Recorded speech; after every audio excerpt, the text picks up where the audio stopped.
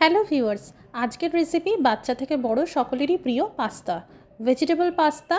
এটি একটি ইটালিয়ান খাবার, তাই অরিজিনাল পাস্তা বানাতে যেসব উপকরণগুলি ব্যবহৃত হয় সেগুলো সহজেই আমাদের হাতের কাছে পাওয়া যায় না। তাই আমি আজকে ভেজিটেবল পাস্তা সহজ উপকরণ দিয়ে বানাবো, যেটা আপনারা যে কেউ জোগাড়ও করতে পারবেন আর খুব সহজেই বানাতে পারবেন।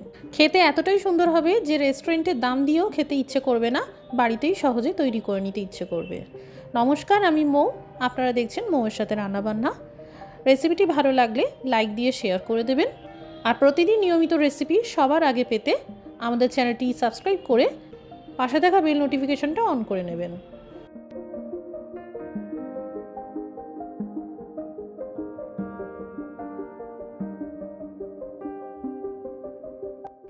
এখানে পাস্তা বানাতে আমি নিয়েছি সবুজ ক্যাপসিকাম, টমেটো 3টে আর পেঁয়াজ 3টে, 3 থেকে 4 চামচ থেতো করা রসুন আর 3 কাপ মতন ম্যাকারনি পাস্তা। এটা আমি আগে থেকে অনলাইন আনিয়ে রেখেছিলাম। প্রথমে এইভাবে যতটা পসিবল মিহি করে পেঁয়াজ কুচিয়ে নিতে হবে। খুব মিহি করে পেঁয়াজগুলো কুচিয়ে নেওয়ার চেষ্টা করবেন। পেঁয়াজগুলো কেটে নেওয়ার পর এবার ক্যাপসিকাম খুব ছোট করে কুচিয়ে নিতে হবে। এখানে সবজিগুলো কাটা হয়ে গেল। এবারে একটি পাত্রে জল গরম হতে দিয়েছি, সামান্য করে লবণ আর 1 চামচ তেল দিয়ে দিলাম।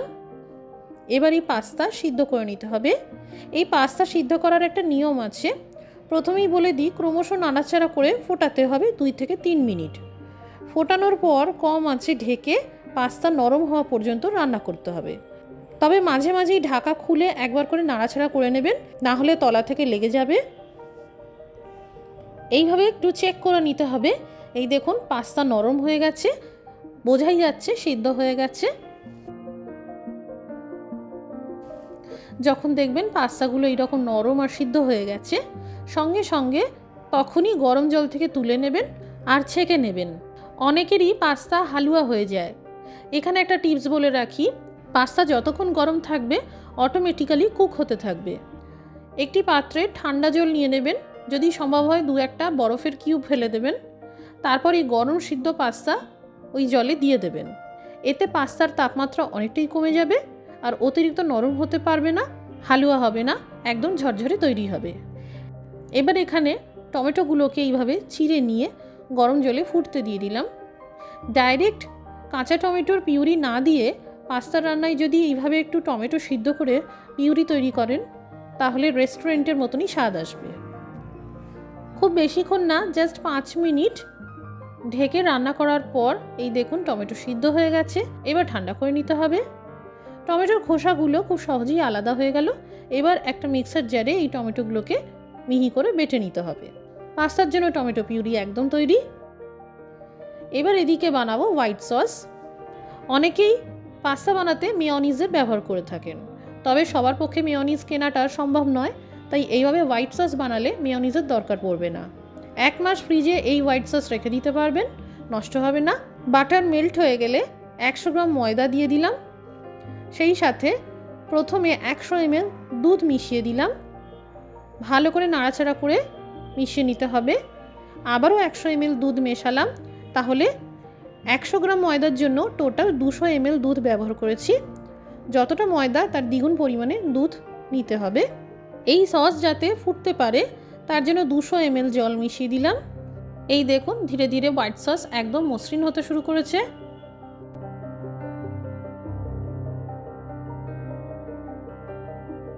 দিয়ে দিলাম সামান্য করে চিলি ফ্লেক্স, সামান্য অরিগানো, সামান্য গোলমরিচ পাউডার আর স্বাদমতো লবণ দিয়ে ভালো করে ফুটিয়ে নিলাম।